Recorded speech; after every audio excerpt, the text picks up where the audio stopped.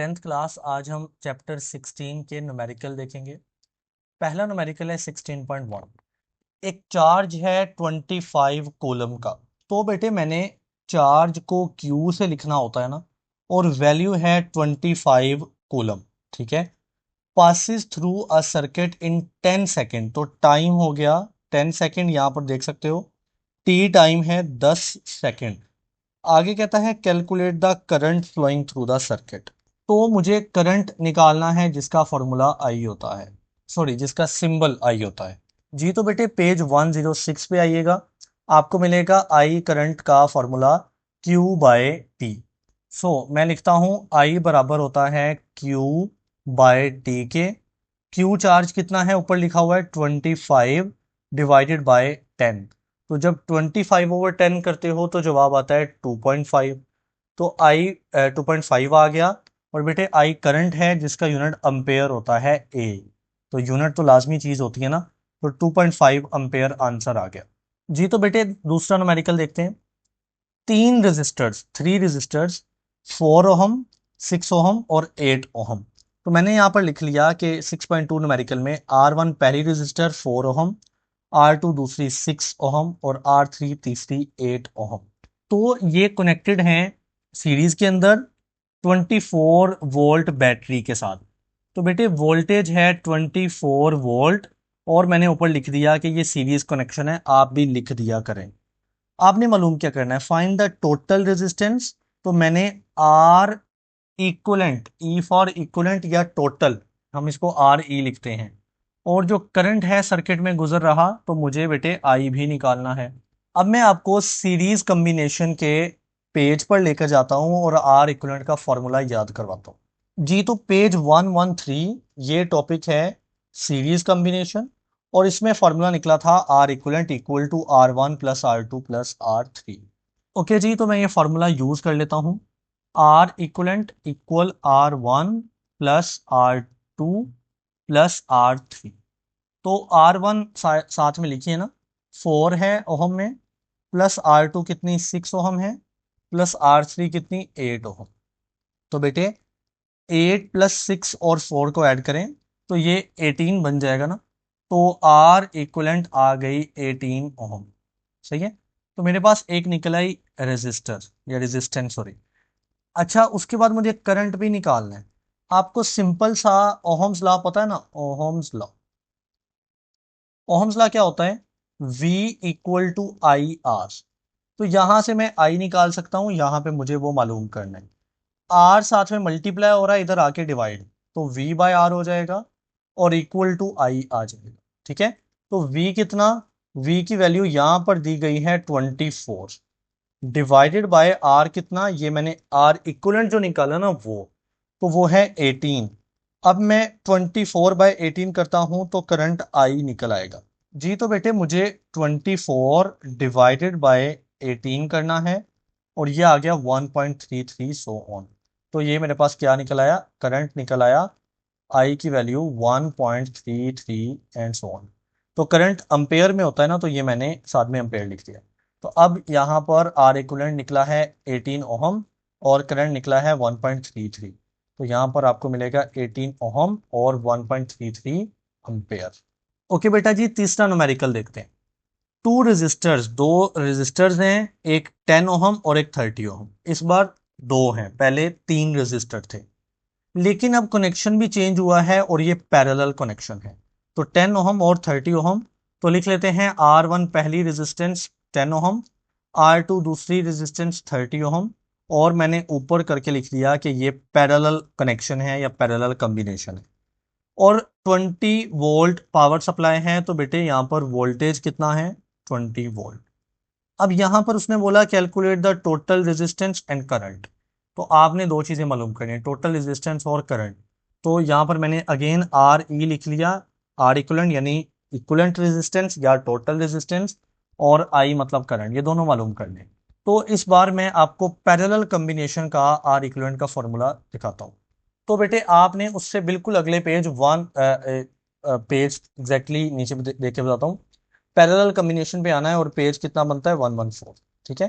तो उसमें आपको यहां पर ये फॉर्मूला मिलेगा 1/R इक्वलेंट है।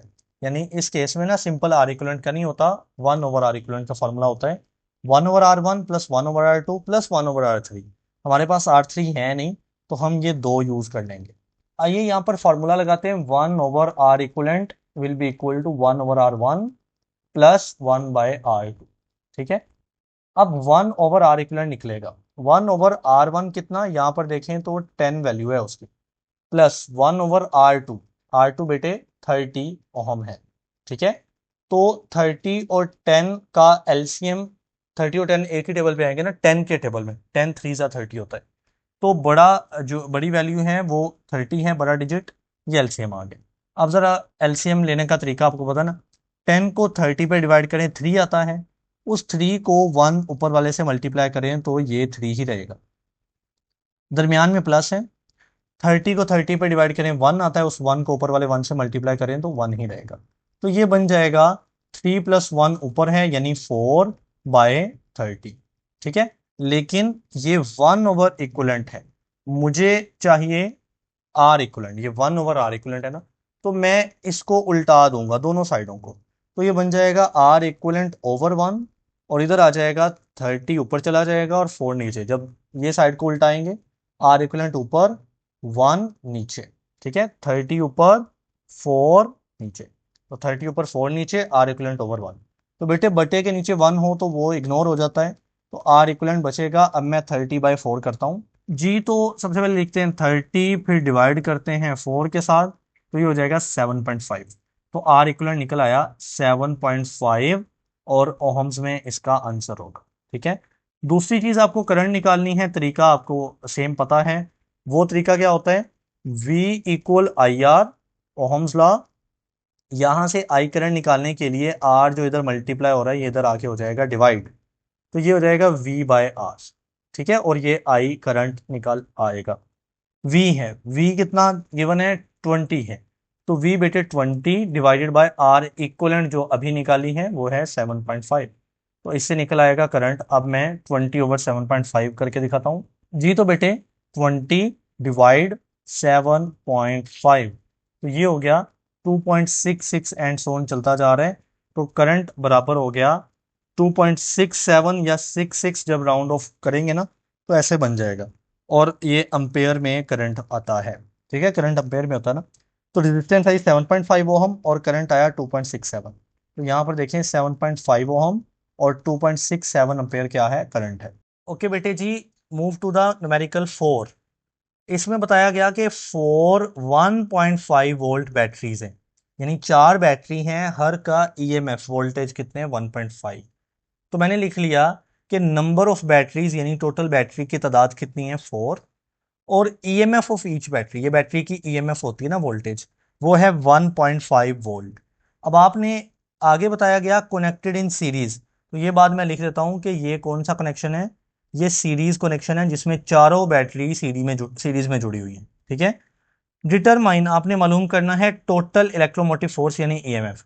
तो आपको टोटल ईएमएफ मालूम करनी है जब 4 बैटरीज सीरीज में जुड़ी हुई हैं। तो बेटे मूव टू पेज 111, इसमें आपको टोटल ईएमएफ का तरीका बताया गया है जब सीरीज कनेक्शन हो। तो ईएमएफ टोटल निकालने के लिए जस्ट सिंपली तमाम ईएमएफ को आपस में ऐड करते जाओ अप टू ई एन, यानी आखिरी ईएमएफ तक जो हमारे केस में 4 है।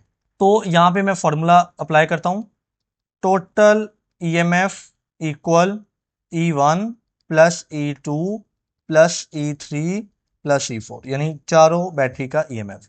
अब तमाम का ईएमएफ 1.5 ही है, सो 1.5 प्लस 1.5 प्लस 1.5 प्लस 1.5, तो 1.5 जब 4 बार ऐड करोगे तो वो 6 आ जाएगा। अब ईएमएफ का यूनिट वोल्ट ही होता है, तो 6 वोल्ट आंसर आ गया टोटल ईएमएफ का। तो बड़ा आसान सा न्यूमेरिकल है, 6 वोल्ट इसका आंसर आ गया। Move to last numerical 5। एक सर्किट है जिसका 5 एम्पेयर करंट है, और वो करंट पास कर रहा है थ्रू 7 ओहम रेजिस्टर। तो बेटे मैं अगले पेज पे जाता हूं, और यहां पर मैंने लिख दिया कि करंट को आई से मेंशन करते हैं ना, 5 एम्पेयर है, रेजिस्टर कितनी है, 7 ओहम रेजिस्टेंस या रेजिस्टर है।